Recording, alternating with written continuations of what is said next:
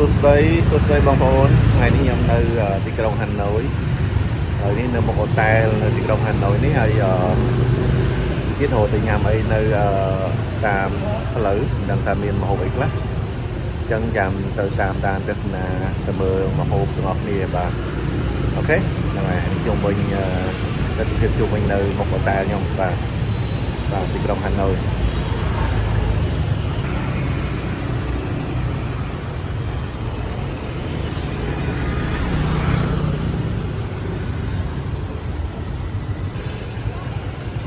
នេះម៉ូតូច្រើនជាងឡានបាទម៉ូតូច្រើនជាងឡាន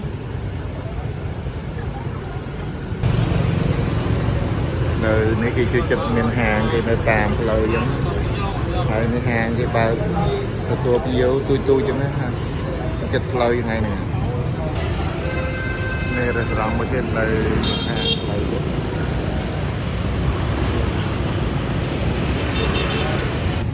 នៅពេញញ៉ាំច្រើនពេញ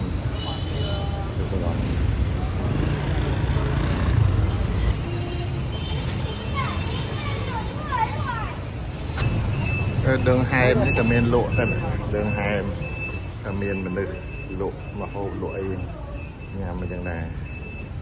ហើយនេះប៉ុន្តែផ្លូវគេស្អាតដូចជាអត់មាននេះទេគេធ្វើមកហូបនេះ street food គេតែគួយញ៉ាំទៅđường hẻmយ៉ាងដែរតាមានស៊ីក្លូទៀតសម័យនេះហើយមានស៊ីក្លូទៀតណាជាបតទេក៏ជាស៊ីក្លូហើយយើងនៅភ្នំពេញនៅសៀមរាបមានអាហ្នឹងដែរល្អដែរណាគឺធ្វើវីសានៅវៀតណាមគឺធ្វើ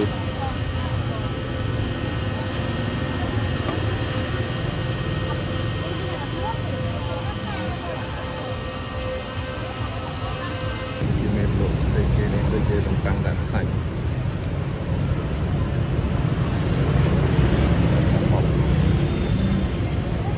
នេះគេលក់ស៊ីតូខាង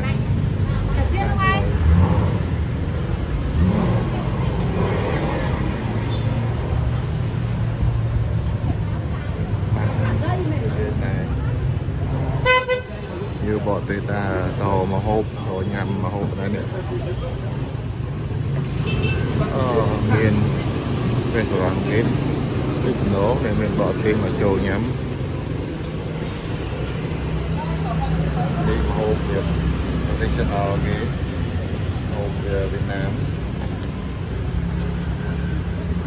các bạn có thể trồ mà nhắm ra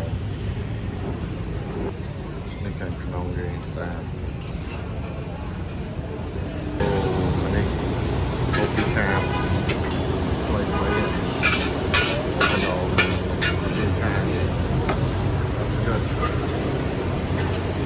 cái bài nước tách đó này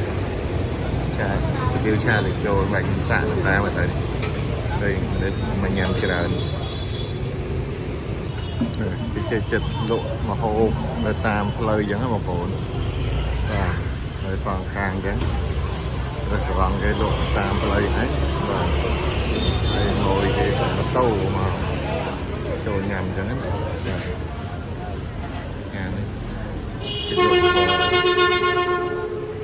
đi đặt cái xóm này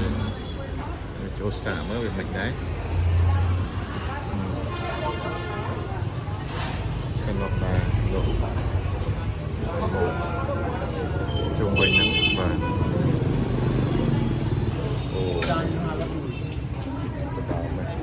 sẽ bảo món đẹp anh ấy phở đi super good.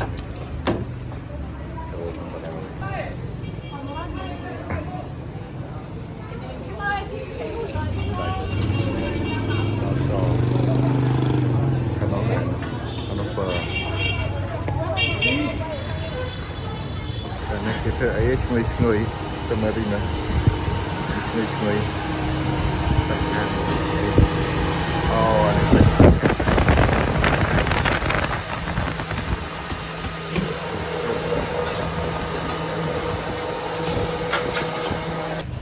Ok, ta cho ta là châu lại hàng này. thường người ăn chui còn bán sạc rồi lại cứ tùy từng ngày này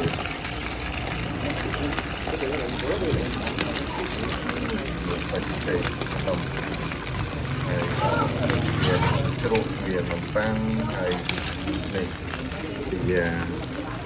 cảnh thì Việt Nam 333 Rồi, enjoy người nhầm